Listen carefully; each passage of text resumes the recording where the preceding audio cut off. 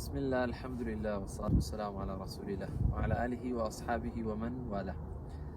لآيني پروردگار دا أو مروفي كوا بهيزا چاکتر و باشتر و خوشويستر للاي خواه لو مروفي كلاوازا هروكو بيغنبري خواه عليه الصلاة والسلام دفرمت المؤمن القوي خير وأحب إلى الله من المؤمن الضعيف.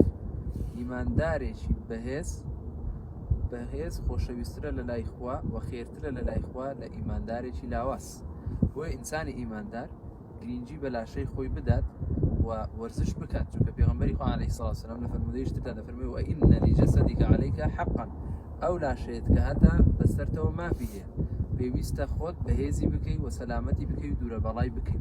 ئەگەر سەیری قورئانیش بکەین، یەکێک لە هۆکارەکانی ئەوەی کە وای کرد موسا سەلامی خوای لەسەر بێت لە مەدیەن ببێت بە زاوای کەسێکی پیاوچاک، ئەوە بوو کاتێک یەکێک لە کچەکانی بینی موسا زۆر بەهێزە، هەر بە دەست و بازوی خۆی بەردێکی گەورەی لەسەر بیرەکە لا بردو و ئاویدا بەو کچانە کە هاتبوون باوکیان پیر بوو. بۆیە کە گەڕایەوە بۆ لای باوکی داوای لێکرد کە یا ئەبەتی استەئجرهو، ئەی باوەجیان ئەو کابرایە بەکاربێنە، ئینە خەیڕە مەن ئیستەئجەرتە القەویو الئەمین، باشترین کەسێک کە بەکاری بهێنی بەکرێی بگری ئەوەیە کە بەهێز بێت ڕووجەستەییەوە و هەروەها دەستپاک و ئەمینیش بێت.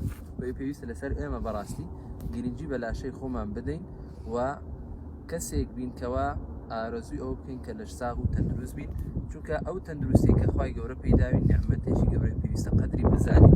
ئەگەر هاتوو لەش ساغی لە ئینسان سێنرایەوە خراپ بۆی دەگەڕێتەوە. یەکێک لەوانەی کە لە ڕۆژی قیامەتدا پرسیارە دەربارەی لێ دەکرێتەوە لەش ساغیەکەتە پێش نەخۆشبوونت، کەواتە پێش نەخۆشبوونت قەدری لەش ساغیەکەت بزان.